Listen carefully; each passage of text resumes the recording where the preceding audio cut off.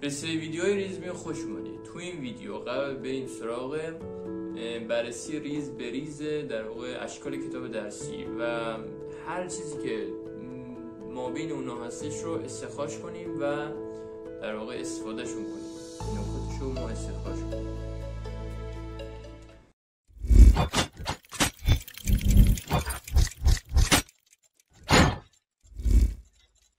تو این ویدیو میخوایم بریم سراغ صفحه 6 کتاب درسی.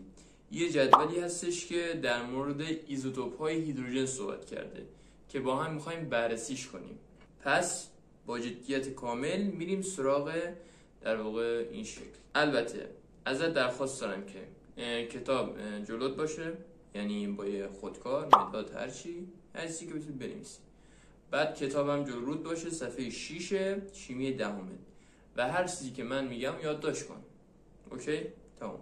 ببین توی شکل شما 7 تا ایزوتوپ هیدروژن میبینید، درسته؟ یعنی 7 تا ایزوتوپ هیدروژن رو برات اینجا گذاشته و مثلا نیم عمرش، پایداریش، درصد فراوانیش، اینا رو برات گذاشته. اینا هر کدومش یک معنایی داره. مثلا نیم عمر الان چیه؟ نیم عمر یعنی اون مدت زمانی که طول میکشه اون هسته‌ای که پرتوزا هستش، هسته پرتوزا یعنی چی؟ یعنی از خودش مثلا یه چیزی آزاد میکنه، مثلا انرژی آزاد میکنه یا ذره‌های پر انرژی آزاد میکنه، مثل ایکس، گاما، فلان. اینا با این کاری نداریم، اینا رو آزاد میکنه. حالا چه مقدار، چه زمانی طول میکشه که نصف این هسته بیاد متلاشی بشه، بیاد در واقع پرتوزایی کنه، به این زمان میگن نیم عمر. تموم شد. پس نیم عمر فهمیدیم چیه. حالا به نظرت هر چقدر نیم عمر کمتر باشه پایداری بیشتر میشه یا نه؟ الان در نظر بگیر، الان نیم عمر کمه، یعنی مدت زمانی که طول میکشه اون هسته بیاد پرتوزایی کنه هم کمه، نتیجتا اون هسته ناپایداره دیگه. پس الان نتیجه گرفتیم که پایداری با نیم عمر رابطه مستقیمی داره، یعنی هر چقدر نیم عمر بیشتر باشه زمانی که متلاشی میشه بیشتره و در نتیجه پایداری هم بیشتره. این از این. آقا درصد فراوانی یعنی چی؟ یعنی مثلا توی 100 نمونه از اون در واقع مثلا 100 گرم از اون نمونه چند گرمش تو طبیعت وجود داره. درصد فراوانی یعنی این. مثلا توی مثلا پایینش اگه ببینی 50 تا لیتیوم بهت داده، 47 تاش میشه ایزوتوپ 7ش، 3 تاش میشه ایزوتوپ 6ش. الان درصد فراوانیش میشه چی؟ 47 به 50 برای ایزوتوپ 7 و 3 به 50 برای ایزوتوپ در واقع 6. و ضرب در 100 میکنی که درصد فراوانیش به دست میاد. حالا میریم سراغ در واقع این که کدوم این ایزوتوپ ها طبیعی هن و کدوماشون ساختگی هن.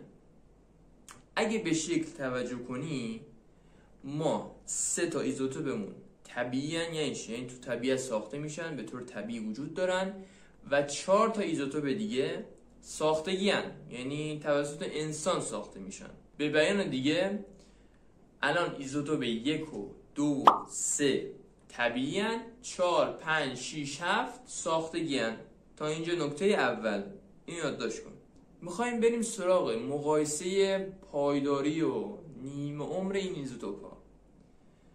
به طور کلی مقایسه پایداری و نیم عمر و همه چیز اینا، درصد فراوانی اینا بدین شکله: ایزوتوپ 1 2 3 5 6 4 7. مقایسه به طور کلی اینجوریه. اگر خواستی حفظ کن، به نظرم حفظ کن. آره بد نیست. از دل همین مقایسه ما میخوایم بریم سراغ نکات بعدی.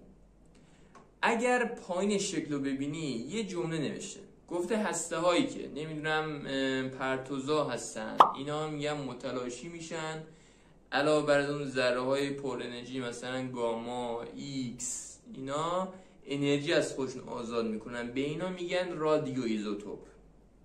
پس رادیو ایزوتوپ پرتوزا هستن. بعد گفته چند تاشون پرتوزا هستن. الان من بهت میگم ما در جمع 5 تا رادیو ایزوتوپ داریم، دو تا هم پایدار داریم، یعنی اینا رادیو ایزوتوپ نیستن. حالا کدوماشون رادیو ایزوتوپن؟ 3 تا 7، یعنی 3 4 5 6 7 رادیو ایزوتوپن. ولی ایزوتوپ 1 و 2 ایزوتوپ 1 و 2 چی هستن؟ پایدارن، رادیو ایزوتوپ نیستن. الان مثلا بهت بگن که رادیو ایزوتوپی از هیدروژن که طبیعی باشه، این چی میشه به نظرت؟ رادیو ایزوتوپی که از هیدروژن، رادیو ایزوتوپی از هیدروژن که در واقع طبیعی باشه میشه ایزوتوپ H31 که پرتوزا هستش. اوکی؟ پس ایزوتوپ H31 ایزوتوپی از هیدروژنه که پرتوزاه ولی طبیعیه. حواست باشه اگه سوال بگن هر ایزوتوپی که پرتوزاه قطعا ساختگی، نه، ایزوتوپ H31 طبیعی و پرتوزا هستش و رادیو ایزوتوپه. بهت بگن که پایدارترین ایزوتوپ ساختگی هیدروژن کدومه؟ اول اینکه اینو الان برات چیز کنم، یعنی روشن کنم که همه ایزوتوپ‌های ساختگی هیدروژن رادیو ایزوتوپن، اینو داریم، ولی از بین اینا کدوم یکی از اینا پایدارتره؟ ایزوتوپ H5. خب ایزوتوپ H5 از همه ساختگی ها پایدارتره. حالا شاید بپرسی الان ایزوتوپ 3 پایدارتره یا ایزوتوپ 5؟ خب بهت گفتم میگیم 1 2 3 5 6 4 7، پس 3 نسبت به 5 میگیم پایدارتره. مثلا میگن که کلا ناپایدارترین ایزوتوپ هیدروژن کدومه؟ تمام شد دیگه، ایزوتوپ 7. یا مثلا میگن ناپایدارترین ایزوتوپ ساختگی که بازم میشه در واقع ایزوتوپ H7. سوالی بگن که با افزایش جرم در واقع عدد جرمی توی ایزوتوپات کلا با افزایش جرم اتمی پایداری هم در واقع کم میشه، چی میگی؟ میگی غلطه. گفت که 1 2 3 5 6 4 7 الان در واقع این رابطه نقص شده، چون که در واقع 5 6 بعد شده 4 بعد شده 7، یعنی عدد جرمی کم شده بعد زیاد شده. پس این لزوما درست نیست. این هم یه نکته دیگه بود. حالا چه نکته مونده؟ همشو گفته؟ نگفتم؟ اگه بگن کلن ایزوتوپ‌های پایدار هیدروژن که کدوم میشه؟ 1 و 2 دیگه، ایزوتوپ 1 و 2. بگن که همشون نوترون دارن، درسته یا غلطه؟ توجه کن به ایزوتوپ 1. ایزوتوپ 1 نوترون نداره و پایدارترین ایزوتوپ هیدروژنه. پایدارترین ایزوتوپ هیدروژن ایزوتوپ H11. تموم شد. حالا این نکته در مورد درصد فراوانی بگم که مثلا تو جدول نوشته که درصد فراوانی مثلا ایزوتوپ‌های ساختگی تو طبیعت 0. خب معلومه دیگه 0، ولی برای H31 چون طبیعیه یه مقداری کوچیکی وجود داره، ناچیزه ولی هست. بیشترش برای H1 که حدود 90 خورده بگم 99% باشه.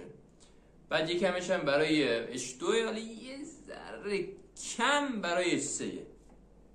فکر کنم نکته زیاد گفتم، نمیدونم. میرسیم به نیمه عمر. الان اگه به شکل توجه کنیم، نیمه عمر ایزوتوپ‌های پایدار که چون که در واقع نیمه عمرشون یعنی پایدار هستن، نیمه عمرشون هم که زیاده دیگه، یعنی چندین سال ایناست. خب خیلی زیاده نیمه عمر ایزوتوپ‌های پایدار. اگه بهت بگن که نیمه عمر همه ایزوتوپ‌ها در حد ثانیه است، یعنی نیمه عمر در واقع ایزوتوپ‌های این رادیو ایزوتوپ‌ها در حد ثانیه است. الان اگه مثلا ببینید ساختگی ها همشون ثانیه هن. 4 تا 7 همشون ثانیه هن. ولی اونجا ایزوتوپ H31 نیمه عمرش بودن 12 و 32 به نظرم باید باشه. یعنی چی؟ یعنی 12 سال طول میکشه تا نصف این بیاد پرتوزایی کنه، متلاشی بشه. 12 سال طول میکشه. حالا اون پایدار رو ببین تو چقدر زیاد طول میکشه، ولی اون ساختگی ها رو ببین، این در حد ثانیه است، سری پوم متلاشی میشه. خب پس اگه سوالی بگن که همه ایزوتوپ‌های پرتوزا نیمه عمرشون در حد ثانیه است، اینم غلطه. خب مثلا همین ایزوتوپ H3 داریم میبینیم 12 خورده ایه. خب اینم یه نکته بعدی فکر کنم که تموم شد. زیاد نکته گفتم بهت. یعنی ویدیو رو که تا الان دیدی لایک نکردی، سابسکرایب هم نکردی، کامنت هم نذاشتی. خب الان برو اینا رو انجام بده بعد بیا دیگه. خداحافظ. پس جمع‌بندی کنم. گفتیم 7 تا ایزوتوپ داریم برای هیدروژن که 3 تاش طبیعی هستند و 4 تاش ساختگی هستند. و گفتیم که ایزوتوپ پرتوزای طبیعی هیدروژن ایزوتوپ H3 که پایدارترین ایزوتوپ ساختگی ایزوتوپ 5 و ناپایدارترین ایزوتوپ 7. پایدارترین ایزوتوپ هم ایزوتوپ 1 هستش که نوترون نداره. و رابطه ای هم گفتیم برای مقایسه پایداری و نیموم که کلا همه این نکتاتون هستش. ایزوتوپ 1 2 3 5 6 4 7 این از این.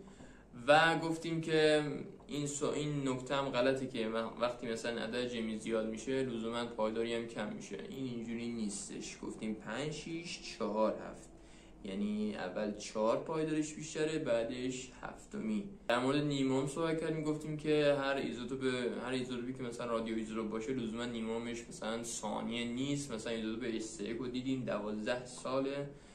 و بعدش گفتیم درصد فراوانی هم برای ایزوتوپ های پایدار تعریف میشه. اینم از این نکات. رسیدیم به آخر ویدیو. امیدوارم که به درتون خورده باشه و استفاده کرده باشید. فعلا خیلی ممنونم که تا آخر این ویدیو همراه من بودید و ویدیو رو تا آخر تماشا کردید. همین پشتکار و توجه به جزئیاتی که توی کنکور تفاوت خیلی زیاد ایجاد میکنه. اگر دوست داشتید ویدیویی که الان اینجا میاد یا اینجا میادم ببینید، مطمئنم که به درتون میخوره. تا ویدیوی دیگر